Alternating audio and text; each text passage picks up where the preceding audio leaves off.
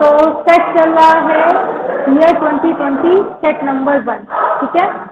और इसमें हम लोग आज बात करेंगे क्वेश्चन नंबर 7 जो दिया हुआ है, अपरा प्लेसेंटा पर संक्षिप्त टिप्पणी लिखिए।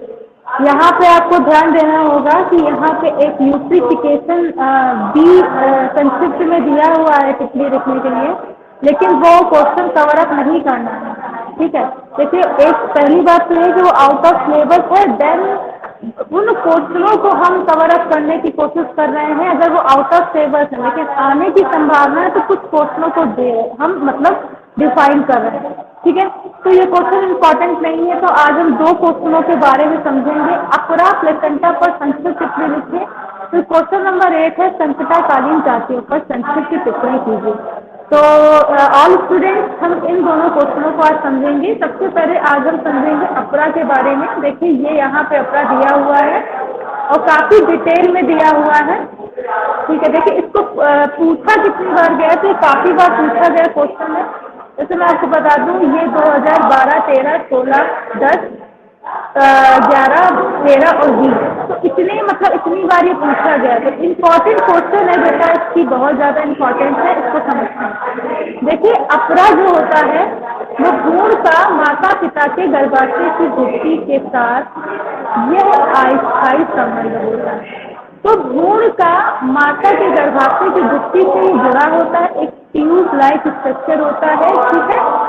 उसे हम लोग बोलते हैं अपरा, जिसके द्वारा भ्रूण एवं माता में रुधिर पदार्थों का विनिमय होता है। तो भ्रूण जिसमें मतलब आगे चल के किसका विकास होगा, एक शिशु, नवजात शिशु का विकास होगा, और माता जो इस भ्रूण का विकास कर रही है, इन दोनों के बीच में रुधिर पदार्थों का, ठीक है, रुधिर में जितने भी पदार्थ उपस्थित है उसका स्थानांतरण होता है, ये अपरा के माध्यम से होता है। यह एकमात्र ऐसा अंग है जो 2 प्राणियों के ऊतक से बनता है। तो यही एकमात्र ऐसा अंग है जो 2 प्राणियों के ऊतक से बनता है। देखिए, इस बात को काफी आप लोग याद रखेंगे कि ये क्वेश्चन पूछा जाता है कि ऐसा कौन सा अंग है जो 2 प्राणियों के ऊतक से मिलकर बना होता है, तो ये होता है अपरा। इसे हम लोग इंग्लिश में कहते हैं प्लेसेंटा, ठीक है। ये नाभिरज्जु या अम्बिलिकल कोर्ड द्वारा भ्रूण से जुड़ा होता है। तो जो नाभिरज्जु होती है, मतलब नाभि सभी लोग जानते हैं, वहां से जुड़ा हुआ होता है भ्रूण तक। जहाँ भ्रूण मतलब जहाँ पे शिशु का विकास होने वाला है, वहां तक ये जुड़ा होता है। मनुष्य अपरा प्रोनियोनिक अपरा कहलाता है। जो मनुष्य का अपरा होता है तो प्रोनियोनिक प्लेसेंटा या अपरा के नाम से जानते हैं। तो इतनी बात आप लोग को अपरा के संदर्भ में पता होनी चाहिए, ठीक है, कि क्या क्या अपरा होता है, ठीक। अब जब आपको इतनी बात समझ में आ गई कि अपरा क्या होता है, मतलब ये क्या करता है, किसी भी भ्रूण के विकास में सहायक होता है। अब इसके 2 भाग होते हैं, भाग को पहले समझते हैं। देखिए, एक होता है गर्भ अपरा यानी फीटल प्लेसेंटा। ये भ्रूण के कोरियोनिक विलाई से बना होता है। देखिए, विलाई क्या होती है? विलाई एक ऐसी संरचना होती है जो कि अंगुली सदस्य होती है, मतलब अंगुली के समान ऐसी संरचना। ध्यान से देखिएगा, इस तरीके की संरचना, ये देखो है, तो ये विलाई लाइक संरचना होती है। ऐसी संरचना को बोलते हैं विलाई। फिर क्या कह रहा है, मात्रक अपरा, मैटरनल प्लेसेंटा। अपरा का भाग माता के गर्भाशय की गुत्थी का बना होता है। तो ऐसा अपरा जिसका भाग मतलब माता के गर्भाशय की गुत्थी से बना हो, वो मात्रक अपरा कहलाता है, ठीक है। फिर समझते हैं अपरा के प्रकार। देखिए, बाह्य भ्रूण झिल्लियों की प्रकृति एवं उद्भव के आधार पर अपरा निम्नलिखित प्रकार का होता है। तो इसके देखिए क्या विशेषता है, पहले तो ये समझेंगे कि देखिए, बाह्य भ्रूण झिल्ली एवं उसकी उत्पत्ति के आधार पर अपरा या प्लेसेंटा को निम्नलिखित प्रकार से विभाजित किया गया। सबसे पहले पीठ कोष अपरा, फिर आता है कोरियोनिक अपरा, फिर आता है कोरियोलिंटिक अपरा और दूसरा आता है कोरियोनिक अपरा। तो ध्यान से जो समझेंगे तो होता है, सबसे पहले आता है पीठ कोष अपरा या यॉर्क सैक प्लेसेंटा। कह रहा है कि ये कीटक से बना होता है। कीटक समझते हैं, अंडे, एग देखो, जैसे मान लीजिए ये एग, ये एक अंडा, तो इसके अंदर एक पीला पीला यॉर्क होता है, उसी को बोलते हैं कीटक। पीला पदार्थ, तरल पीला पदार्थ कीटक। तो ये जो होता है पीच कोट कपड़ा या यॉर्क सैक प्लेसेंटा होता है, इसी भाग से बना होता है, जैसे कंगारू। तो यॉर्क सैक प्लेसेंटा का जो उदाहरण होता है वो कंगारू होता है। फिर आता है कोरियो एलेंटॉइड कपड़ा। कोरियो एलेंटॉइड कपड़ा ये अपने कोरियन तथा एलेंटॉइड झुंडियों का बना हुआ। देखो भ्रूण में कई सारी भित्तियां पाई जाती हैं बेटा। भ्रूण में क्या होता है, कई सारी भित्तियां पाई जाती हैं, उसमें से एक होती है कोरियन और एक होती है एलेंटॉइड।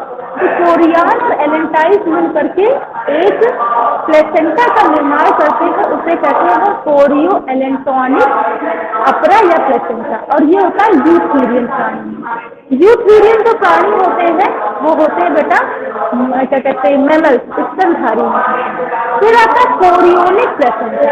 ये कोरियन झिल्ली का बना हुआ होता है जैसे मनुष्य।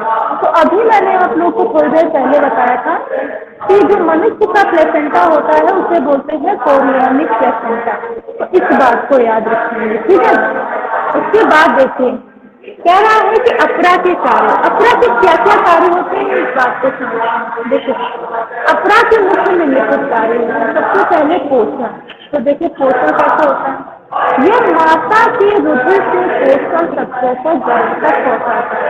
तो जितने भी पोषक तत्व होते हैं, कुछ भी पोषक तत्व में प्रोटीन, विटामिन, फैट, कार्बोहाइड्रेट, ठीक है, बासमंदर, इन सब का स्थानांतरण ये क्या करेगा, रुधिर के माध्यम से करता है, ठीक है। तो एक ये काम होता है अपना का। फिर श्वसन का, ये माता तथा गर्भ के बीच O2 तथा CO2 और आदान प्रदान का कार्य करता है। तो जितना भी श्वसन का काम होता है, मतलब O2 का स्थानांतरण हो रहा है या CO2 का स्थानांतरण हो रहा है, तो ये सब जो माध्यम होते हैं ये भी इसका स्थानांतरण भी अपरा या प्लेसेंटा के द्वारा आता है। फिर आ जाइए यहाँ तीसरा देखिए आपसे कह रहा है कि उत्सर्जन। भ्रूण के अपशिष्ट पदार्थ अपरा द्वारा माता के रुधिर में विकसित हो जाते हैं। तो जितना भी भ्रूण का अपशिष्ट पदार्थ होता है वो अपरा मतलब एक ट्यूबलाइट स्ट्रक्चर होता है और इसके थ्रू क्या करेंगे, माता के रुधिर में विकसित होंगे। मतलब जो भी उत्सर्जित पदार्थ बनेंगे उस भ्रूण में या शिशु में, तो वो माता के द्वारा एक्सक्रीट आउट हो जाएंगे, ठीक है। अब चौथा पॉइंट है प्रतिरक्षा। विभिन्न रोगों की एंटीबॉडी माता के रुधिर से गर्भ में पहुंचती है और इन रोगों से भ्रूण की रक्षा करती है, अर्थात अंतःस्रावी ऊतक की तरह ही कार्य करती है। तो प्रतिरक्षा में क्या होता है कि भाई विभिन्न प्रकार के रोगों को एंटीबॉडी माता के रुधिर से प्राप्त होती है, ठीक है, गर्भ को, और ये रोगों से भ्रूण की रक्षा करती है। और कभी कभी ऐसा भी होता है अंतःस्रावी ऊतक की तरह से कार्य करती है। फिर आता है हार्मोन का स्राव। हार्मोन का स्राव कैसे होता है, देखिए ये समझिएगा, ये अंतःस्रावी ग्रंथि है, मतलब अंतःस्रावी का मतलब आंतरिक स्रावी ग्रंथि है।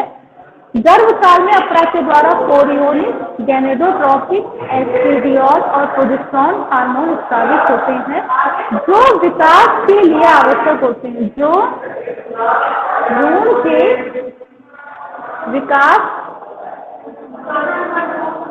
के लिए आवश्यक होते हैं। इतनी बात और लिख लीजिएगा, आवश्यक होते हैं। तो इस बात को याद रखेंगे, मतलब जो भी अंतःस्रावी ग्रंथि मतलब जैसे कोरियोनिक हो गया, गोनेडोट्रोपिन हो गया, ठीक है, एस्ट्रेडियोल हो गया, प्रोजेस्टेरोन, इन हार्मोन का स्राव कर रहे हैं जो भ्रूण के विकास के लिए क्या होते हैं,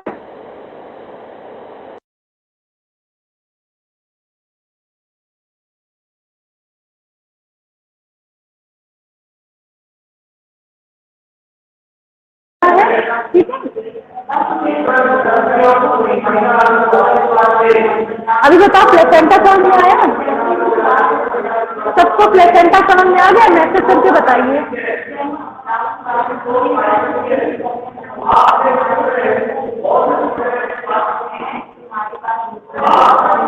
आ गया। और विधि प्राची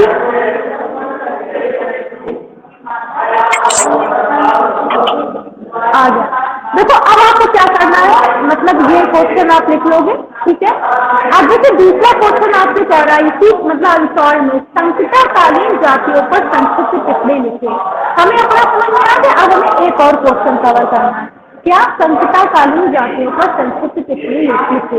देखिए इस क्वेश्चन को हम लोग मैंने टिक लगा के रखा है, वो देखना है, ठीक है।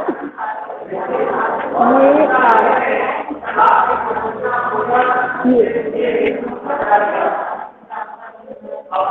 देखो अब आपको क्या करना है बेसिकली, ये देखो क्वेश्चन दिया हुआ है संकटाकालीन जातियों पे आप लोग को टिप्पणी लिखनी कि संकटाकालीन जातियां क्या होती है। देखिए लॉन्ग क्वेश्चन आता है बोर्ड में, ठीक है, और काफी सिस्टमेटिक फॉर्म में इस बुक में दिया हुआ है, तो हम इसको ध्यान से समझते हैं। इसका संरक्षण क्या है ये भी ध्यान कर लीजिए, जातियां क्या है, टाइप क्या है, क्या क्या पूछा जाएगा, सब कुछ इसमें बहुत अच्छे से दिया हुआ है। तो कह रहा है कि ऐसी वन्य जीव जातियां जिनका अस्तित्व पृथ्वी पर मानव द्वारा इनके आवास स्थानों, ठीक है, स्वयं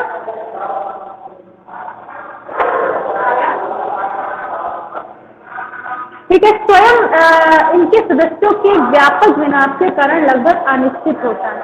मतलब ऐसी जातियां जिनका अस्तित्व अभी बिल्कुल ना हो या किसी व्यापक विनाश के लिए ये क्या कर रही हो, खड़ी हो रही है, तो ऐसी जातियों को संकटग्रस्त जातियां कहते हैं। सरल शब्दों में कहें तो ऐसी जातियां जो संकटग्रस्त होती हैं या संकट की स्थिति में है, मतलब विलुप्त होने की कगार पे है, उन्हें संकटग्रस्त जातियां कहते हैं। ठीक, देखिए IUCN, पहले तो IUCN का आपको फुल फॉर्म पता होना चाहिए, Indian international union conservation nature and natural resources, प्रकाशित रेड डाटा बुक, ठीक है, मैं वन्य जीवों के संरक्षण की उन्हें निम्नलिखित क्रम में विभक्त किया। देखिए संकटग्रस्त जातियां, संकटग्रस्त जातियां क्या होती है तो इसको ध्यान से समझिएगा। इस श्रेणी में वह जातियां आती हैं जिनकी संख्या बहुत तेजी से बढ़ रही है। तो ऐसी जातियां जिनकी संख्या बहुत तेजी से बढ़ रही है उन्हें संकटग्रस्त जातियां कहते हैं, ठीक है। तो संकटाकालीन, संकटग्रस्त संकटाकालीन में अंतर होता है। संकटाकालीन में सारी जातियां आती हैं, हम जो क्वेश्चन पढ़ रहे हैं तो संकटाकालीन दिया हुआ है, ठीक है, तो हमें सारी जातियों के बारे में बताना है, ठीक है। तो संकटग्रस्त जातियां क्या होती है, कंफ्यूज मत होइएगा। संकटग्रस्त जातियां, इस श्रेणी में वे जातियां आती हैं जिनकी संख्या बहुत तेजी से घटी हुई है, मतलब ऐसी जातियां जिनकी संख्या बहुत तेजी से घट रही है और भविष्य में इनके विलुप्त होने का खतरा उत्पन्न